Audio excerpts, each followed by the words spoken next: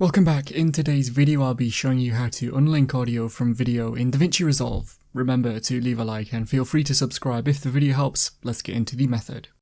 To unlink audio and video in Resolve, make sure you're in the Edit tab first, and all you need to do is click on the video or audio that is linked together and they should both be highlighted. If they are, right click on it and then choose Link Clips from the list. It should be at the bottom. Now if you click on your audio or video, it should just select one or the other, rather than them both. And so that is how to unlink audio from video in Davinci Resolve. Click the card on screen now to watch a video of mine showing you 10 easy ways to speed up your Windows PC. If you have any questions, then let me know in the comments below, and if you did find today's video helpful, remember to leave a like and feel free to subscribe for more tips in the future. Be sure to stick around to see some of my other videos that you might be interested in. Thanks so much for watching, and I will see you in another video.